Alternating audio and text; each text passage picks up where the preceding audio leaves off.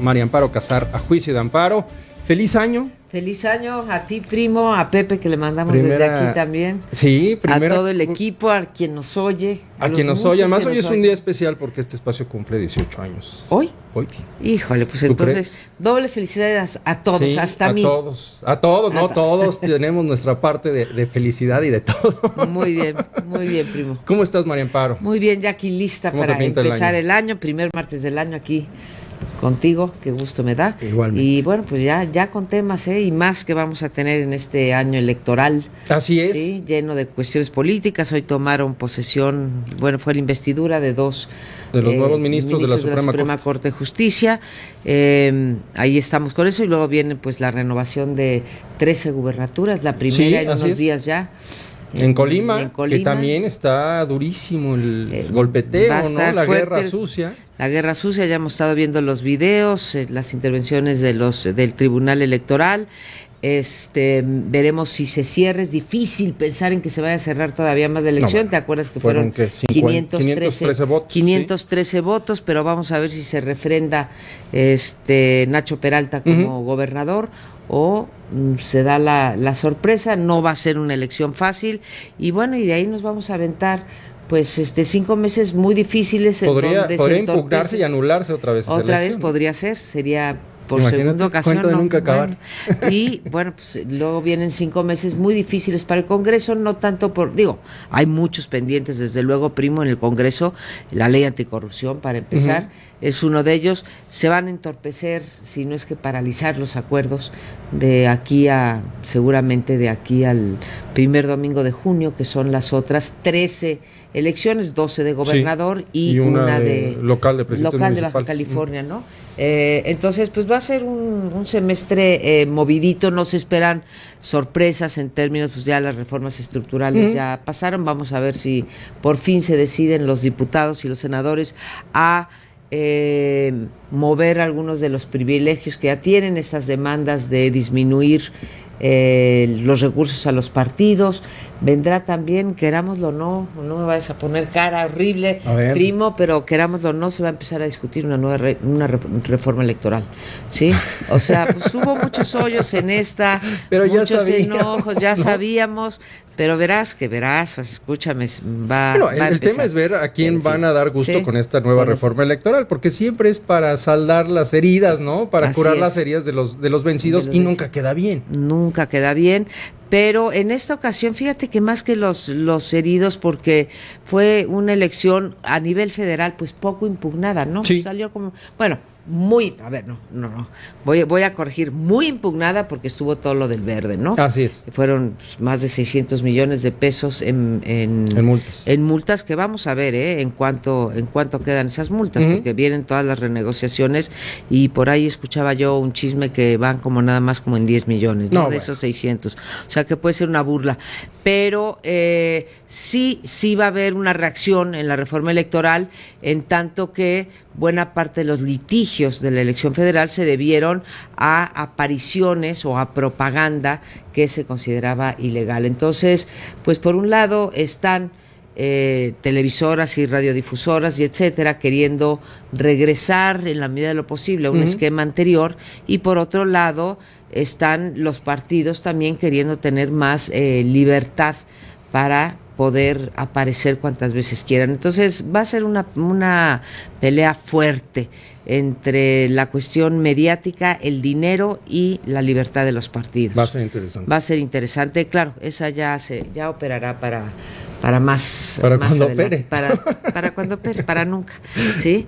Y ver también lo de las sanciones, ¿no? Porque, bueno, se debe de sancionar quitándole el registro, esta polémica, si solamente los ciudadanos a través del no voto a los partidos les podemos quitar el registro de los partidos, o se puede hacer a través de un acto administrativo por una violación grave y sistemática a la legislación, como fue el caso, o en opinión de algunos, bueno, como lo dice la ley, el verde, claro. El tema es también ver hasta dónde llega la discrecionalidad y cómo se acotan esos márgenes para sancionar o no a ciertos partidos. Bueno, y cerramos también, bueno, yo ya me estoy, yo me arranqué, pero bueno. Y ahorita le entramos al tema. Y también en el PT, ¿no? Que fue ya de fin de año apenas, si lo alcanzamos a informar. En pues, una elección muy rara. Pues y además, ¿sabes qué me sorprendió? Para aquellos que se les haya ido la noticia, porque en vacaciones de repente uno debería de dejar de leer el periódico, no de escuchar Radio Fórmula, pero sí de leer el periódico, pero una entrevista a Jesús Zambrano, que pues a mí la verdad sí me espeluznó. Yo siempre he tenido buena opinión de los chuchos dentro del PRD, pero me espeluznó porque, bueno, sí hablaba de la difícil situación por la que atraviesa el PRD en materia electoral, Primo, y decía él abiertamente, si no hay alianzas, pues nos va a ir muy mal. Sí. Y en una de esas preguntas que le hace el periodista, dice, bueno, no, y esperemos que el PT nos apoye, aunque sea por agradecimiento, porque nosotros en el Distrito 1 de Aguascalientes no postulamos a ningún candidato para que tuvieran los votos suficientes los del PT, recuperaran el registro, le faltó decir, y los 200 millones o los 300 que vienen aparejados con ese registro, esa por si se le fue a nuestro auditorio. Bueno, pues eso revela pues la forma en que se están haciendo las cosas, ¿no? Así es, ¿no? Porque además muchos reclaman la paternidad del nuevo Partido del Trabajo. Del Trabajo, ¿no? Sí es, sí. No solamente el Partido de la Revolución Democrática. El favor se lo deben, ¿no?, a todos. A todos. El PT le debe el favor. Ahí sí hubo una alianza, ¿no? A todos, sí, ahí fue una alianza, pero ahí es eso, se ayudan entre ellos porque saben que pues es un jugoso negocio, es una de las cuestiones que ocurrió, digamos, en las vacaciones que tuvimos.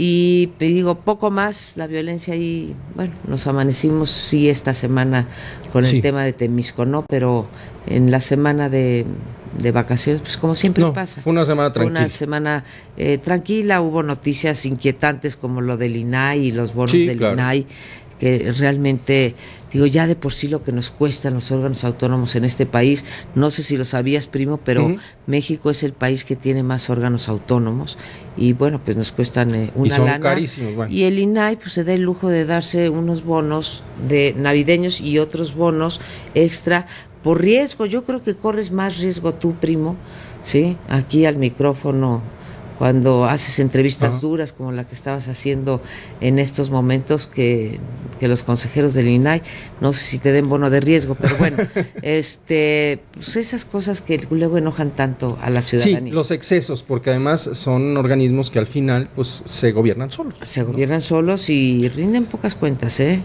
No te voy a decir que no rinden, pero rinden pocas insuficientes. Cuentas, insuficientes. Sobre todo tratándose del INAI. Bueno, está el caso de la Comisión Nacional de los Derechos Humanos, que también es un monstruo enorme, ¿no? Sí, y mientras más atribuciones tienen estos órganos, pues evidentemente hay más dinero. Hay más dinero. ¿No?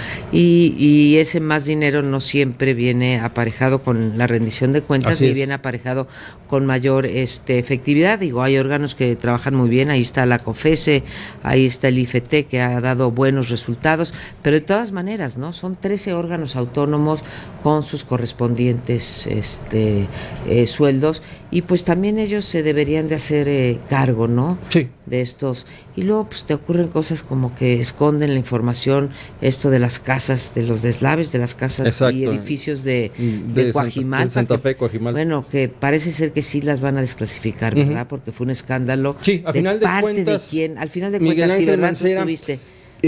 Sí, decidió que se tienen que desclasificar. Sí. Dio esa instrucción y es curioso porque viene una racha de transparencia en el gobierno del Distrito Federal, porque hay muchos cuestionamientos, no solamente sobre las casas, sino en torno a los contratos de aquellas empresas que ayudan a aplicar el reglamento de tránsito, ¿no? Bueno, las fotomultas. Claro, ahí tenemos, ¿no? Otro. Sí, la gente anda muy enojada con las fotomultas, ¿eh?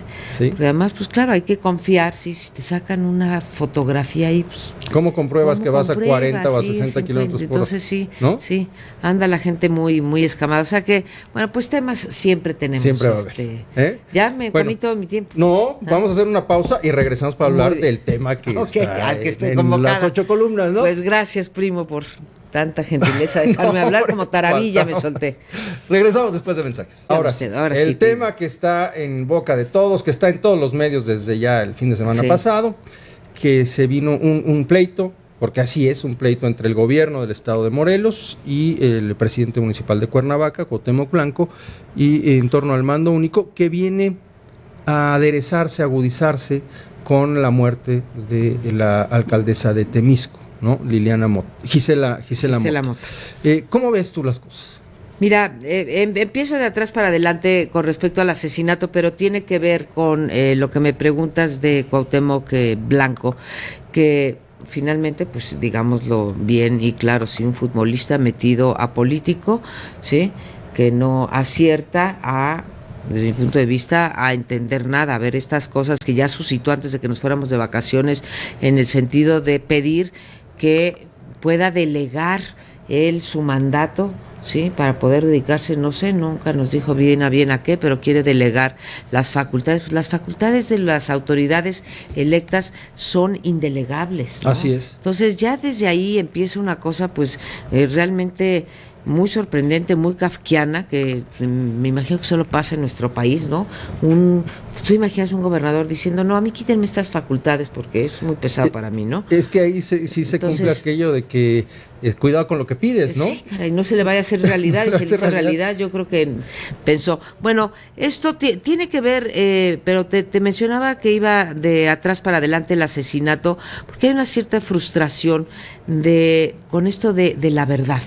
No sabemos qué pasó, ¿sí? Como no sabemos si es cierto, y no me parece correcto que el gobernador de Morelos lo esté diciendo, que si el grupo de los rojos está detrás del asesinato y el grupo de Guerreros Unidos está tratando de manipular el gobierno municipal de Cuauhtémoc Blanco junto con otros tantos municipios.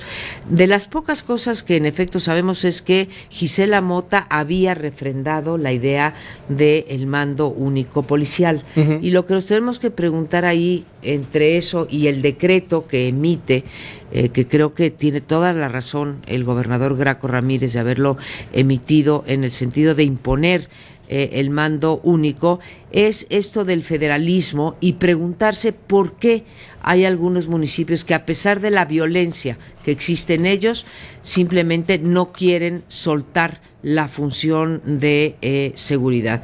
Y no la quieren soltar y quieren mantener las policías municipales, desde mi punto de vista, primo, porque pues finalmente la policía municipal es más fácilmente penetrable, en efecto, por el narco. Yo no sé qué parte del narco está con qué parte de los municipios, no te lo podría afirmar con certeza. Lo que sí sé es que al crimen organizado le conviene tener de su lado, imponer o controlar, como tú quieras, a las policías municipales, y de ahí la negativa. No encuentro otra explicación, pues, primo, porque las policías municipales, en primer lugar, tienen muy limitadas funciones muy limitadas, ¿no? Se dice muchas veces de manera muy derogatoria, ¿sí?, que son para levantar borrachos, ¿no?, en la calle. Pero algo más tendrán, entre otras cosas, el presupuesto pequeño o mediano que tengan, del cual se puede hacer el narcotráfico, y sobre todo decir, no me molesten, a mí me dejan trabajar. Entonces tenemos 15 municipios de alto riesgo que no quieren policía, que no quieren mando único, y de ahí viene el decreto, y de ahí aparentemente viene el asesinato. Y bueno, y después uno se pregunta, y no pienso que la democracia en estos casos deba de ser plebiscitaria, porque esta cuestión absurda que decía Cuauhtémoc Blanco, a ver, gobernador, lo reto a que vayamos casa por casa de los habitantes de Cuernavaca a preguntar. No, aquí no se trata de que nos pregunten a los ciudadanos, para eso tenemos una democracia, para eso elegimos representantes, para eso les damos facultades, para que gobiernen, ¿no? Entonces ahí hay una especie de frustración y hay una constatación, pues, del estado fallido que estamos teniendo en Morelos, ¿no? Con los esfuerzos, yo creo que ha hecho esfuerzos loables el gobernador de Morelos, específicamente en cuestión de narcotráfico, en cuestión de crimen organizado, pero hay un estado fallido. ¿sí? Un Estado fallido que se extiende, no solamente no es privativo de Morelos, que se extiende incluso a pues la Federación, ¿no? No está pudiendo el Estado mexicano cumplir con la función primigenia para la que se construye un Estado, que es dar seguridad a los habitantes de un territorio delimitado, ¿no? Y no lo están pudiendo hacer. Y entonces viene la guerra de cifras. En efecto, revisaba yo las cifras y del año 1997 a el 2011 subió 250% los delitos de alto impacto: secuestro, homicidio, robo y extorsión, ¿no? Que son los 4 que normalmente se miden. Baja un poco con el mando único. No le podemos atribuir esta baja al mando policial único y ahora se desata esta ola de violencia. Y bueno, ¿qué es lo que constatamos? Es que tenemos unas tasas de homicidio en donde Morelos aparece entre los primeros 5 lugares. Así es. En todas estas categorías de homicidio, y que, siendo colindante con el estado de Guerrero, pues no ha dejado, ha ido incrementando cada vez más la conflictividad social y el crimen, la inseguridad en general. Sí, porque estamos hablando de una área que va más allá de los límites territoriales. En efecto, sí, donde entra una vez más la Federación, como ya la vimos entrar antes a Guerrero, a Tamaulipas, a Michoacán, ¿sí? Y Morelos se ha convertido ya en uno de esos estados en donde pues la inseguridad es rampante, donde la ingobernabilidad se hace cada vez mayor, y pues donde queda claro que nuestro federalismo pues no funciona por ninguno de los 4 costados. Ahora, ¿no? Tener el mando único en el caso de Morelos es mejor a no tenerlo. Sin duda, estoy absolutamente de acuerdo. Y por otro lado, Graco Ramírez necesita justificar en este momento, que es tan cuestionado, porque además es el momento en el que se refrendan los convenios con los municipios. Así porque es. hay que decir que el municipio pues, tiene su autonomía, tiene sus facultades y tiene que ceder voluntariamente, ¿no? Así Entre comillas, la organización y la operación policíaca al gobierno del estado. La puede o no ceder, ¿no? Que es lo que estaba, lo que se niega Cuauhtémoc Blanco. Eso es, y está estipulado en el 115 de la Constitución. Entonces, necesita Graco Ramírez tener un discurso deficiente, de eficacia y de eficiencia ante eventualidades como esta. Sí. Es decir, estamos en una emergencia, así lo dijo él, que se agrava a raíz del asesinato de Gisela Mota, ¿no? Así es. Y esta es, hay que decirlo, es una oportunidad para sustentar el mando único. El mando único que él siempre apoyó, ¿tú te acuerdas? Sí, ha habido 3 reuniones de CONAGO, en las 3 ha sido un firme defensor. Él era parte, digamos, de aquellos gobernadores que decían: vamos a cambiar la ley para que haya un mando único en todo el país, obligatorio, digamos, no vía convenios, que es la forma que han encontrado los gobernadores para poder tener el mando único, y que pues en algunos casos ha funcionado y en otros no. En ese sentido, no se justifica este discurso que a lo mejor tú dices ha sido excesivo para decir: es necesaria esta figura, si no vamos a dejar el Estado en manos del crimen, como ha pasado. A mí me parece que se justifica el decreto, Primo. Como tú dices, las declaraciones y sobre todo el decreto tendría que ser, tiene que ser post, ¿sí? A toro pasado, tendría que justificarse a través de la eficacia. He estado leyendo los análisis de los especialistas en seguridad y, en efecto, no podemos adjudicarle al mando único que ha habido en ciertos municipios la baja al crimen organizado, que sí la hubo durante año y medio en Morelos. No sabemos si es por efecto de el mando único policial, porque no es una cosa que esté en todo el estado. Claro. ¿Sí? Me parece que se justifica, sí se justifica. Me parece que si vemos la experiencia de otros estados, no solamente el mando único, sino la ayuda de la Federación, no ha acabado por resolver los problemas del crimen organizado. Pues no, yo te diría, no ha acabado ni ha empezado. O sea, sí vamos a creer las cifras oficiales, depende de qué mes contra qué mes midas o qué año contra qué año midas, pero de todas maneras seguimos teniendo tasas de homicidio, de secuestro, de extorsión y de robo francamente inadmisibles, primo, así que no estamos encontrando la solución ni a través de la ayuda federal, que me dirás y tendrás razón, o sea, está mejor que haya ayuda son federal. Medidas de emergencia. Sí, de emergencia, y han resultado ser paliativas. Es correcto. O sea, al final los municipios siguen siendo tan o más débiles que antes. O más débiles, y no les han hecho, al crimen organizado no le he hecho ni cosquillas, ¿sí? El mando único policial, ¿no?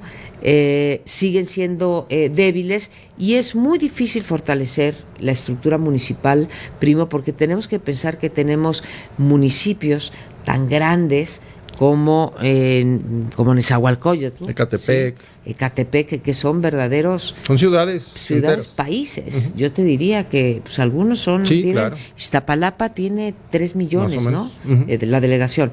Tiene 3 millones de personas. Pues es un país centroamericano, ¿no? Entonces, tú no puedes tener reglas parejas para estos municipios tan dispares, ¿no? Entonces, si tenemos municipios en donde hay 100,000 habitantes o 50,000 habitantes, y municipios donde tenemos 3 millones, pues tú me dirás si pueden asumir el mismo tipo de funciones y pueden tener el mismo tipo de facultades. Pues difícilmente, ¿no? Entonces pues hemos estado probando, insisto, creo que el gobernador Graco Ramírez ha estado probando por la buena, por el lado de los convenios, por el lado de los decretos y por el lado del auxilio federal, frenar al crimen organizado. Y es cierto que el crimen organizado está presente y está asolando a la población de Morelos. Y bueno, pues la otra que mucha gente dice, hay que pactar con el crimen organizado, pues es así desde mi punto de vista, es inaceptable, ¿no? Pactar con el crimen organizado es tanto como decir, pues como Estado no puedo, ¿no? Sí, es claudicar al final de cuentas. Claudicar sería la palabra. Así que tendremos que esperar el decreto, creo que será... No sé a qué instancias llegue, no creo que se declare inconstitucional, y se impondrá a pesar de Cuauhtémoc Blanco. Muy bien. María Amparo, muchas gracias. A ti, primo, y muchos saludos a todos. Igualmente. Feliz año a todo nuestro auditorio. Gracias. Corte, volvemos.